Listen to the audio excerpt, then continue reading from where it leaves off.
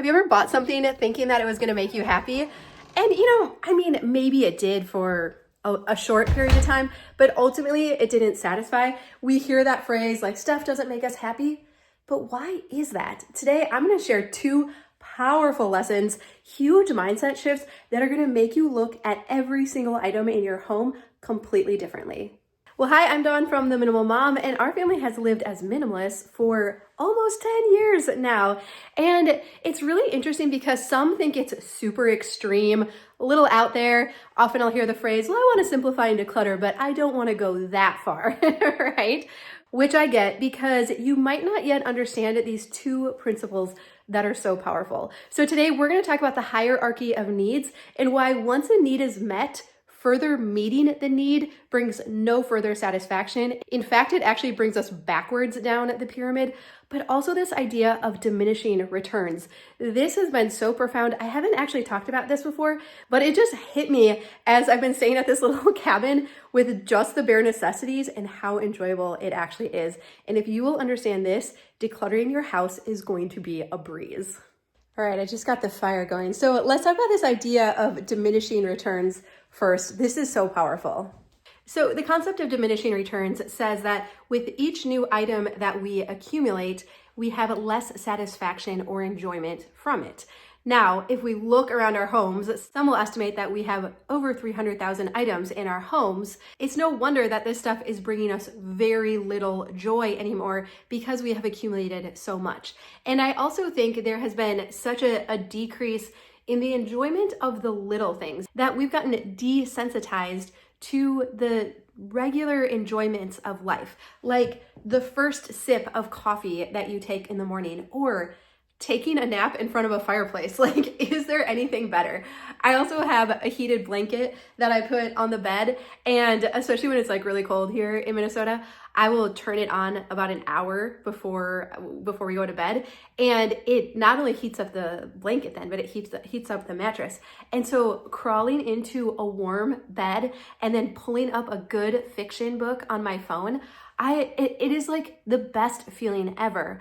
But for many of us, because we are surrounded with so much stuff and so much input and just all of this chaos all around us, we don't find the same pleasure or enjoyment from these little things. And I think that's why minimalism is often misunderstood, because on one hand, it can look extreme and sparse and bare and like we're just intentionally depriving ourselves for what reason. But I think what I maybe haven't done a good job articulating before is that the reason is that we remove all this extra stuff and clutter that is adding no enjoyment, which we'll talk about again in a minute with the hierarchy of needs. We're removing that, and now these very simple pleasures are so exponentially enjoyable again. And that's why you would come to a cabin like this, right? That has just the bare necessities. It does not even have running water, right? They have bougie outhouses here, but there's no indoor, they have nice shower houses too, but no indoor plumbing. You have to bring water in. You have to heat it. If you want some warm water, go outside in the cold to go to the bathroom. And it does not even feel like a sacrifice at all because it is so enjoyable to be surrounded by just the things you need, by a warm fireplace, to be surrounded by nature, to go out for walks if it's not too cold out, the deer. You should have seen all the deer that were down here just earlier this morning. And it's like your senses and your appreciation are alive and open and receptive to all of this. And what's hard is that we often have difficulty experiencing this in our own homes because it's so like chicken and egg. Do I take the risk of getting my home highly decluttered, trusting that what Dawn is saying is going to be right and that there really is going to be this awesome reward on the other side? Or do I just kind of keep doing what culture says I should keep doing? Keep accumulating all the things and trying, different stuff. Because if your current stuff isn't making you happy, then probably you just have to try different stuff, right? But we know at the core of our beings that this has not been working. You're a very smart individual. You might be frustrated with your stuff right now, but you're smart. Like if you look back over the last 5, 10, 15 years, have these things made you happy? When you have bought them thinking like, oh, this is going to be so good, this is going to be the thing, was it actually the thing? Or can you look back and just see this like trail of regret and poor purchases and disappointment and disillusionment and like, oh, they got me again, right? That's what it was like for me. None of this stuff truly satisfied. And so is it possible that as you highly simplify and declutter, that you too will begin to enjoy all of these simple pleasures and the stuff? Like, I don't even think about the stuff anymore. The stuff becomes so inconsequential. You keep the things that truly matter. We'll also talk at the end about like, I'm not making life harder. Microwave? Yes. I mean, I know that's a little controversial. Washing machine? Yes. I think we can all agree on that, right? We'll talk about that a little bit more too. I'm not making life harder, but finding pleasure in all these small things again, man, it is so good and it makes life so rich.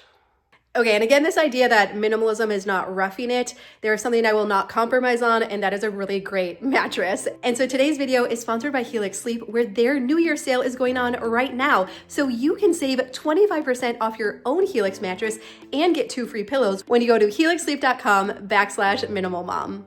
And it's beginning of a new year, and many of us have new goals and resolutions, but you need a great night's sleep to be able to get that. So Tom and I have had our Helix mattress for over 3 years now. We love it, and all of the mattresses in our home, our parents' home, our grandma's house have been upgraded as well. Now, every body is different, and Helix knows that. So they came up with the Helix Sleep Quiz. You just go online and take their sleep quiz, and if you have a partner, have them take it with you too. And they're just going to ask you a few questions like, what sleep position do you normally sleep in? What firmness do you prefer? And do you ever wake up with back pain? Or do you ever get a little overheated when you're sleeping? Now Helix has their Glaciotex cooling cover that is built right into the mattress. So Tom and I are side and stomach sleepers, and we prefer our mattress just a little bit more on the firm side. So we were matched with the Helix Dusk Luxe. And once you're paired with your perfect mattress, then it comes conveniently rolled up in a box and is shipped right to your door. Shipping is free in the US, and you're gonna bring it in, let your mattress take shape, and then you get the Helix Sleep Guarantee. 100 nights to sleep on your mattress, test it out, and make sure that it's just the right fit for you. And if not, don't worry, Helix will take care of exchanging it for you. And then beyond that, you also get a 10-year warranty. And did you know that the Helix lineup offers over 20 unique mattresses, including their award-winning Luxe and Ultra Premium Elite collections? Also, the Helix Plus, a mattress designed for big and tall sleepers, and the Helix Kids mattresses designed for growing bodies and endorsed by child sleep and medical experts. And right now, you can save 25% off your own Helix mattress and get 2 free pillows. So just visit helixsleep.com/minimalmom or use the link down below. And you are gonna sleep awesome. You are gonna get your house decluttered. We're gonna experience more joy and happiness in the new year. I'm telling you, this is gonna be so good.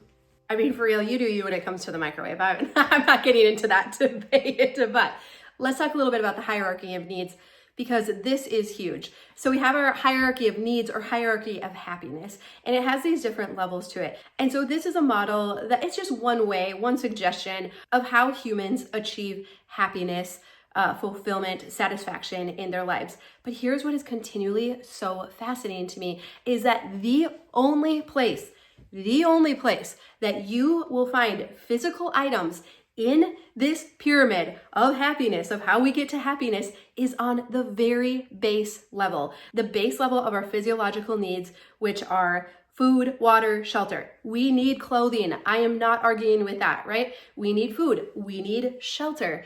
We need a mug to drink our coffee from. Absolutely. But here is what is so fascinating about this, is that once these base needs are met, you got the clothes, the coffee mug, the shelter, trying to further meet them with more or fancier things does not bring more satisfaction. You will see a short increase. You buy the new car, right? For a week, it's fun. You feel good. And then it wears off and we go right back to the same baseline satisfaction that we had before. Same with clothes, hair and makeup products, dishes, home decor. It feels good, right? That's why we do it. We get the dopamine rush. We're like, oh yeah, that feels so good. But ultimately, we come back to the base level satisfaction because continuing to meet needs that are already met with more clothes, more mugs, more houses, more like whatever, it does not bring any more satisfaction because it doesn't move us up the pyramid. So I have to imagine you had this thought too. Why doesn't? We hear stuff doesn't make you happy. Why not? It's sold. We spend our whole lives trying to accumulate stuff. We're sold stuff all the time. So much energy and money goes into selling you stuff. Why does it bring happiness? Because once the need is met, further meeting the need does not move us up the pyramid, which therefore does not bring any further level of satisfaction. Now, as you move up, we need love, relationships. There's a little controversy about what's at the top. I ultimately think at the top is helping others. So, it's self-actualization. So it looks different for everybody, but it's becoming like your full self, who you were meant to be, finding meaning, right? But why do so many of us fail to get there? Because we are bogged down in this base level with all of this crap in our homes. And again, though, I'm not getting down on you because you're just doing what we've been taught to do, right? We're marketed to, this is what culture says, like we are just doing all the things that we do. And it really does take a lot of courage and bravery to say, this isn't working. I'm going to go against the norm and the grain, and I'm going to get rid of all of my stuff, perfectly good stuff. I understand that fully, right? It does not make logical sense, often to our own brains, let alone to others. But again, if we can look at this scientifically, we can see this. Once a need is met, continuing to try and meet that same need is a fool's errand. And so if you have felt frustrated with your stuff, the state of your home, you've wondered why you buy something new and it's just a short blip of happiness, this is why. There's nothing wrong with you. And isn't it interesting how going to a place like this, where you have just the bare necessities and no running water, how it feels right. Like our soul just sighs and you look around and you're like, there's so little to do and manage here. That's how we were meant to live. That's how we can start moving up the pyramid. We can sit at the table by the window and dream and think about things like meaning and what we would love to do with our lives. There's space for that. In a space like this, it feels like there is hope and possibilities. It's remarkable. And again, sometimes I have a hard time putting words to it even because it doesn't always make sense to us because we've been trained for so long that stuff is valuable. Like, don't get rid of stuff. Stuff has value. Keep it for someday, just in case. Like, hang on to that. And for many of us, it was ingrained. That's what being a good steward is. That's what being wise with our finances is. And so again, I understand, and that's why I'm not getting down on you at all. I understand how our houses got to be how they are. I'm just simply inviting you to a different way of living if you're interested, where you might find a little more happiness and satisfaction. At least that has been my experience. And I actually hear from a fair number of others of you too, that has been your experience as well. So now I know I'm not alone. So an invitation to let go of all of the stuff and to start to experience some of this happiness that we are all worthy of experiencing. Okay, but I also said, we are not gonna make life harder, right? That is not what minimalism is all about. So let's talk about that for a minute too. Okay, now this line is different for everyone, but I have no interest in going off grid. I love that this cabin has electricity, it has heat and lights, a cozy fireplace, but the line is different. Some we still enjoy camping and all of that, but in a camper, right? I actually have no desire to rough it. I think that there are so many cool inventions and conveniences that we have, like washing machines and phones and computers and microwaves. It's just knowing where that line is of, yes, this thing makes my life better and easier. But again, when I get too many of them or it's not the right fit or I fall prey to marketing, it gets to this other point where it's not actually adding value, and that's when it becomes clutter. So again, I think sometimes with minimalism, it's kind of confused with roughing it or somehow living in a sacrificial way that just makes life harder. That is not what I'm advocating at all. And I believe that we do each get to find the line for ourselves. I know there was a comment on a recent video and something to the effect, I'm not gonna say it super well, but something to the effect of I think we should all make our own food and can and garden and all that. And I think I'm very careful to use the word should anymore because I have canned and done some of those things and I'm glad I can say I did it and I know how to do it. I have no desire to can salsa and spaghetti sauce anymore. And for others, they're yeah, I want to get my house decluttered so I can do those things. And so what I love about minimalism is that, again, clearing out all of this physical clutter that is adding no value to our life because our base needs are already met, clearing that out, now we all have this feeling of possibilities and freedom and autonomy. Autonomy being like the ability to like, I want to go this direction now. No, this came up in life. I need to go this direction. This feeling like we can pivot when need be, or we can follow dreams and passions and like those actually really cool things in life. And so that is a very unique journey for each of us. So again, I don't like putting the word should on everyone. Should you be a minimalist? No, only if it benefits you. Only if you believe it's going to help you move up the pyramid and you're going to experience more joy and happiness from it, then yes.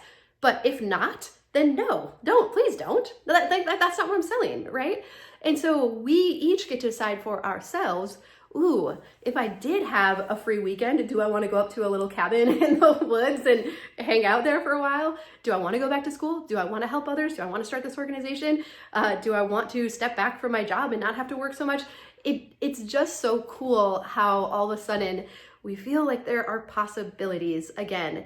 And that, I think, that level of freedom, getting there, I'm not sure exactly what stage on the pyramid that is. But again, I often feel like it's hard because we don't experience it until we've done the hard work and get our home decluttered. So there is some risk involved in the beginning. Like I remember getting rid of like perfectly good things. And there's still that part of your brain that the alarm's gonna go off and be like, wait a second, what are we doing? Like for sure, we're just gonna donate that. We're just gonna get rid of it. So I understand that.